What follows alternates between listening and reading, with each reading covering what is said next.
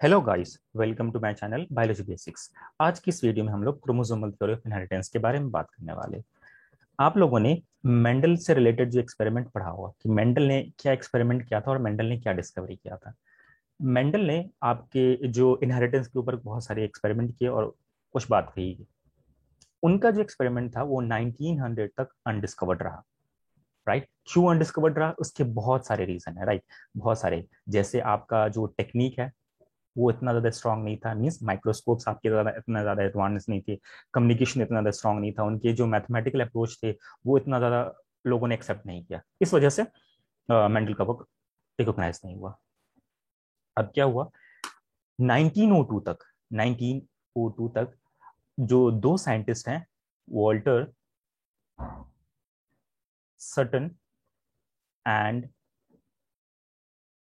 Theodore Boveri, इन्होंने basically क्या किया था? क्रोमोसोमल थ्योरी ऑफ इनहेरिटेंस को प्रपोज किया था। कैसे प्रपोज किया था? इन्होंने बेसिकली क्या किया कि क्रोमोसोम के जो पैटर्न है, क्रोमोसोम के पैटर्न को स्टडी किया था। कैसे किया था?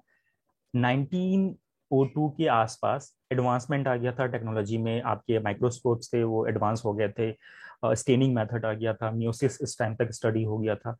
तो ये सारी चीजें आ गई थी। तो इस बेसिस पे जब इन्होंने वॉल्टर सटन एंड ब्योवरी ने किया था, क्रोमोसोम के पैटर्न को जब स्टडी किया, जब म्यूसिस में जब इन्होंने क्रोमोसोम के मूवमेंट को देखा, तो उस बेसिस पे इन्होंने क्या किया, क्या कहा कि क्रोमोसोमल थ्योरी ऑफ इनहेरिटेंस। मतलब कि मेंडल ने तो इनहेरिटेंस की बात कही थी, आपका जो क्रोमोसोम है वो भी कुछ मेंडल की इनहेरिटेंस की तरह शो कर रहा है। That's why chromosomal theory of inheritance इन्होंने प्रपोज किया। क्या है इस थ्योरी में, देखते हैं। जैसे सबसे पहली बात सबसे पहली बात कि क्रोमोसोम जो होते हैं, क्रोमोसोम किसी भी अगर डिप्लॉयड ऑर्गेनिज्म की मैं बात करूं, chromosome in a two n simply means what, diploid organism. वो कैसे होते हैं? पेयर्ड होते हैं। पेयर्ड होते हैं। कैसे पेयर्ड? होमोलोगस क्रोमोसोम्स आपस में पेयर्ड होते हैं। ओके। जैसे अगर मैं एक इस इंडिविजुअल की बात करूं, इस इंडिविजुअल के पास, इसके पास सपोज 46 नंबर ऑफ क्रोमोसोम है और ये एक डिप्लॉयड ऑर्गेनिज्म है। राइट, तो मैं इसकी एक सेल को लिया मैंने और एक क्रोमोसोम को चेक किया। राइट, ये जो ऑर्गेनिज्म है, ये जो ऑर्गेनिज्म है कैसे फॉर्म हुआ? स्पर्म फ्रॉम फादर और मदर से ओवम, ये दोनों फ्यूज हुआ। राइट, जब ये फ्यूज हुआ तो स्पर्म कैसे होते हैं और ओवम कैसे होते हैं? ये हैप्लॉइड होते हैं। जब ये दोनों आपस में फ्यूज करते हैं तब क्या फॉर्म होता है? अ, हम्म, ये हैप्लॉइड है, ये हैप्लॉइड है। जब ये फ्यूज होता है तो डिप्लॉइड कंडीशन रिस्टोर होता है।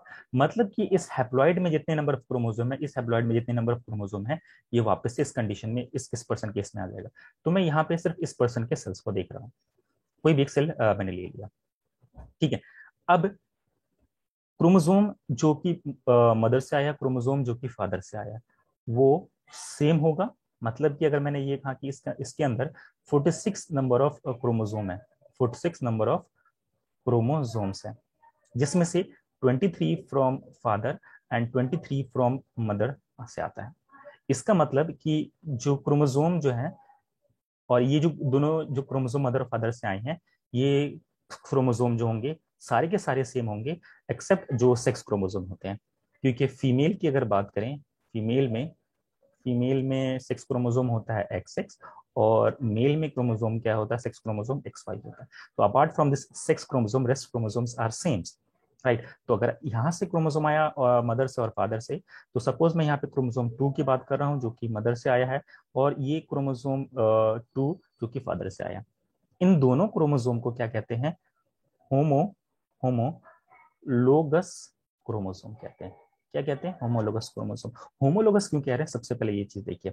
देखिए, होमो का कहने का मतलब होता है, होमो मीन्स व्हाट, सेम, और लोगस जो वर्ड आया है ये आपकी लोकेशन से आया है, मतलब कि एक जैसे हैं। राइट, मतलब इस क्रोमोसोम नंबर 2 जो कि आपके मदर से है, इस क्रोमोसोम नंबर 2 जो कि फादर से है, इन पे जो जीन प्रेजेंट है, इन पे जो जीन प्रेजेंट है, सपोज इस लोकेशन पे कोई एक जीन प्रेजेंट होगा, सेम लोकेशन पे मदर के केस में भी और फादर के केस में भी सेम लोकेशन पे सेम जीन प्रेजेंट होगा।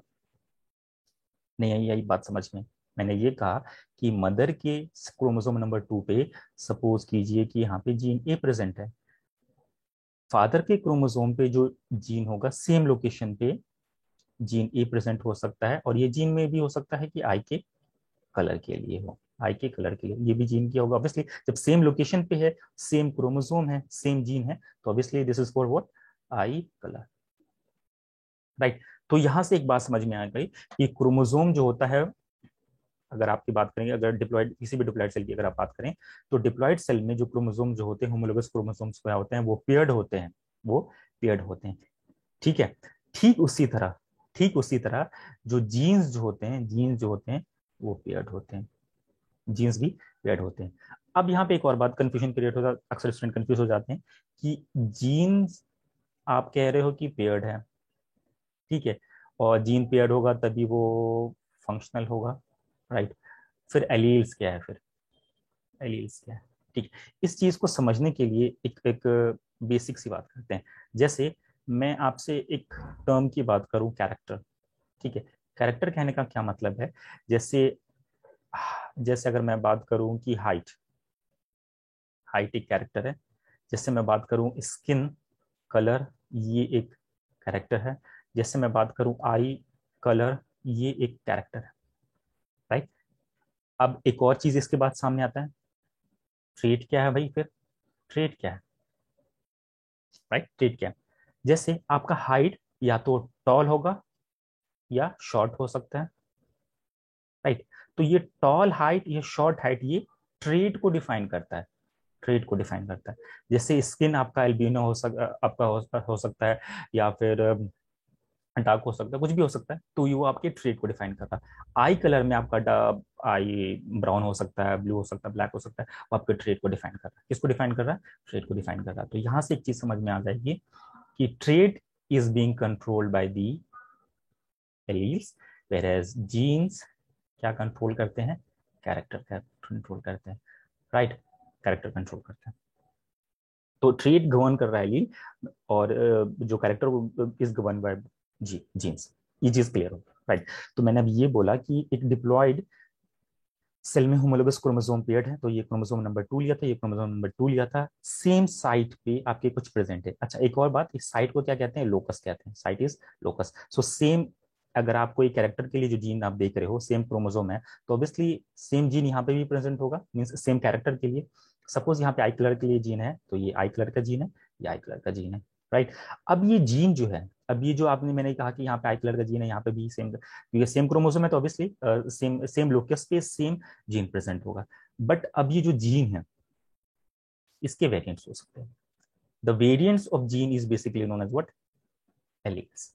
मतलब अब ये जो जीन है, जो यहाँ पे ये जो इसके वेरिएंट जो मैंने एलील की बात की, ये आपका क्या हो सकता है, ये आपका डोमिनेंट भी हो सकता है, या आपका ये रिसेसिव भी हो सकता है।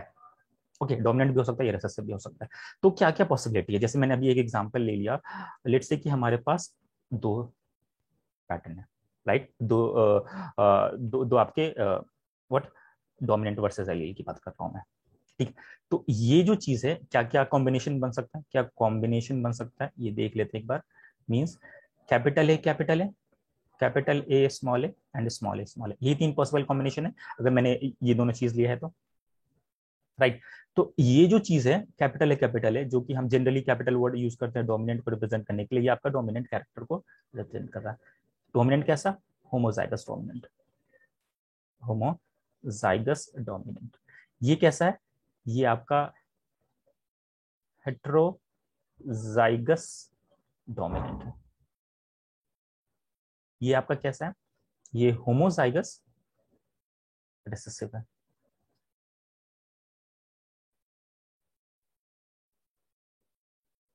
राइट। तो ये चीज क्लियर हो गया। होमोलोगस क्रोमोसोम पे, होमोलोगस एक ही साइट पे आपके जीन प्रेजेंट होते हैं, राइट।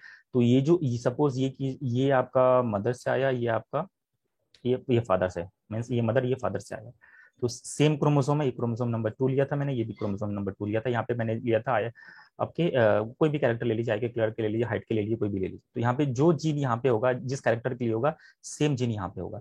बट क्या कॉम्बिनेशन होगा, यहाँ पे जीन हो सकता है डोमिनेंट हो, यहाँ पे जीन हो सकता है रिसेसिव हो। यहाँ पे जीन हो सकता है डोमिनेंट, यहाँ पे जीन रिसेसिव हो सकता है।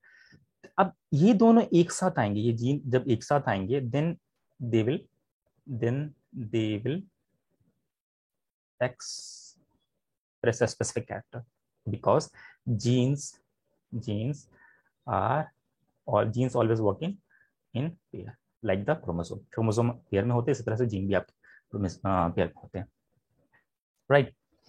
अब दूसरी बात यह है कि जब भी गेमीटोजेनेसिस होता है, जब भी गेमीटोजेनेसिस होता है, जैसे मैं कोई भी ऊगोनिया की बात कर लूँ, ऊगोनिया जैसे आपका डिप्लॉयड सेल है, इसमें आपके 46 क्रोमोसोम होंगे। तो ड्यूरिंग मियोसिस क्या होता है, ड्यूरिंग मियोसिस इसके अंदर के जो क्रोमोसोम होंगे, homologous chromosome, let's say chromosome number 2, chromosome number 2, जब मियोसिस होगा, I am talking about this complete meiosis, तो ये हाफ ऑफ द क्रोमोसोम क्या हो जाएगा, एक सेल में जाएगा, हाफ ऑफ द क्रोमोसोम एक सेल में जाएगा। मतलब ये जो डिप्लॉयड है, ये आप कैसे बन जाएगा, ये हैप्लॉयड बन जाएगा और ये हैप्लॉयड बन जाएगा। मतलब कि इसमें अगर 23 पेयर्स मैंने अभी बोला, मतलब कि 46 क्रोमोसोम है, तो यहाँ पे 23 इन नंबर ऑफ क्रोमोसोम आ जाएगा, और यहाँ पे 23 इन नंबर ऑफ क्रोमोसोम आ जाएगा। मतलब ये एक क्रोमोसोम 2 यहाँ पे आ जाएगा, एक क्रोमोसोम 2 यहाँ पे आ जाएगा। डिप्लॉयड के केस में ये पेयर्ड रहते हैं, और जब हैप्लॉयड हो जाता है तो ये सिंगल सिंगल रहते हैं, सिंगल सिंगल ये रहते हैं। दैट्स वाई जब भी हम, अगर मैं बात करूँ ये ह्यूमन बीइंग के, इसके केस में ओवम जो कि एक हैप्लॉयड है, और स्पर्म जो कि एक हैप्लॉयड है, तो हाफ ऑफ द क्रोमोसोम यहाँ पे जब ये इसके अंदर आएगा, तभी तो डिप्लॉयड कंडीशन रिस्टोर होगा। जब भी आपके जीन होमोलोगस में पेयर्ड होंगे, तभी जाकर के अपने आप एक्सप्रेस करेंगे, तभी ये फंक्शन हो जाएगा, राइट। तो ये चीज समझ में आए। तो अब तक क्रोमोसोमल थ्योरी ऑफ इनहेरिटेंस के अकॉर्डिंग आपका क्या है, क्रोमोसोम जो होते हैं, होमोलोगस क्रोमोसोम जो होते हैं, वो कैसे होते हैं, पेयर्ड होते हैं। उसी तरह से जो जीन्स जो होते हैं, वो आपके पेयर्ड होते हैं। कहाँ पे होते हैं, होमोलोगस क्रोमोसोम पे पेयर्ड होते हैं। जीन के लिए स्पेसिफिक लोकेशन अगर आप होमोलोगस क्रोमोसोम की बात करें, तो उसको हम लोकस कहते हैं। और ड्यूरिंग द गैमेटोजेनेसिस क्या होता है, ड्यूरिंग द गैमेटोजेनेसिस आपके जो डिप्लॉयड सेल जो होते हैं, उनका जो वो क्या कहते हैं, अपना हाफ ऑफ द क्रोमोसोम एक सेल में देते हैं, हाफ ऑफ द क्रोमोसोम एक सेल में देते हैं, और वो हैप्लॉइड फॉर्म कर देते हैं, राइट। तो ये क्या हुआ कि जो गमीट कंटेन, क्या गमीट आपके कंटेन करेगा, इसका आधा क्रोमोसोम, इसका आधा क्रोमोसोम। मतलब आधा आधा कहने का मतलब ये नहीं कि, मतलब जैसे अगर क्रोमोसोम 1 2 3 4 5 6 जैसे यहाँ पे पेयर्ड होंगे, तो पेयर्ड वाला, पेयर्ड में से एक चला जाएगा एक सेल में, और दूसरा चला जाएगा दूसरे सेल में। ये आपके गैमेटोजेनेसिस के दौरान ये हो रहा है। ओके, तो ये यही था बेसिकली आपका क्रोमोसोमल थ्योरी ऑफ इनहेरिटेंस। इसको इन्होंने स्टडी किया था आपके सटन एंड बोवेरी ने। कैसे पता चला, जब ये क्रोमोसोम और मियोसिस का जब ये टेक्निक एडवांस हुआ, तो क्रोमोसोम और मियोसिस का पैटर्न मूवमेंट ये कैसे कैसे हुआ, तो उस टाइम पे तब इन्होंने इनको मूवमेंट ऑफ द क्रोमोसोम देखा म्यूसिस के दौरान। तब उन्होंने इस चीज को रिलेट किया मेंडल की थ्योरी ऑफ मेंडल के इनहेरिटेंस वाले बात से। तब उन्होंने प्रपोज किया था क्रोमोसोमल थ्योरी ऑफ इनहेरिटेंस। इसका एक्सपेरिमेंटल प्रूफ की अगर बात करें, इसका एक्सपेरिमेंटल क्रोमोसोमल थ्योरी ऑफ का एक्सपेरिमेंटल प्रूफ किसने दिया था, आपके मॉर्गन ने दिया था, आपके मॉर्गन ने दिया था, जो कि बेसिकली वो लिंकेज एंड ऑल को डिटरमाइन करता है। आई होप आपको मेरी बात समझ में आई होगी। अगर आपके पास कोई डाउट है, कोई क्वेश्चन है, तो आप कमेंट सेक्शन में मुझसे पूछ सकते हैं।